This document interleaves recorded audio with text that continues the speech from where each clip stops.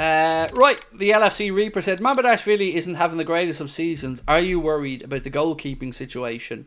Yes, I am. Because right now, we have a goalkeeping situation where we've got the best goalkeeper in the world and one of the best backup goalkeepers in the world. Now we're facing an uncertainty around one of the goalkeeping spots.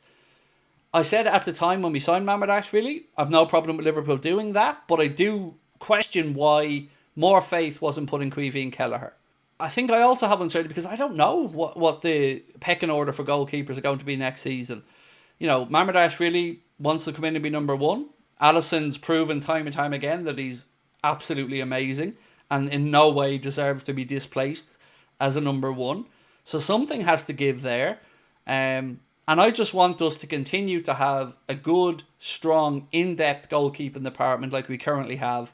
And clarity on that will be most welcome as well. And we know how much Arne Slot loves Alisson. You know, he made no bones that he's the number one. And when he came back from injury, he was going straight back in. So I just don't want us to in any way weaken that position. But it hasn't been the greatest of season for Valencia and for Mamardashvili. But how much of that is down to Valencia or how much of that is down to maybe his own poor performances? I haven't watched enough to really know, in all honesty. Jamie said, do you think Liverpool made a good decision getting Mamardashvili, or should they have monitored him for another season? Were they too quick?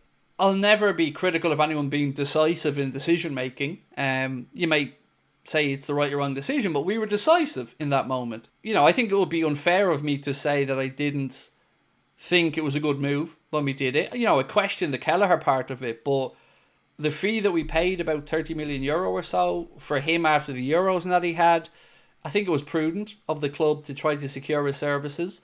But what happens after his form this season with Valencia, I don't know, is the honest answer. I don't like the uncertainty around the goalkeeping department, though. I'd like some clarity on that one from the club about what the plans are there for next season. Adam, how are you, mate? Said, alright, bro, I reckon we got new goalkeeper, so if we sell Kelleher and Gomez, pure profit, as both are homegrown, allows for bigger spend this summer on players. Yeah, fair point. I guess we wouldn't have really maximised Kelleher's valuation because, of course, he's only got 1 year to go on his deal, so probably we'll only see maybe 60% of what he's really worth.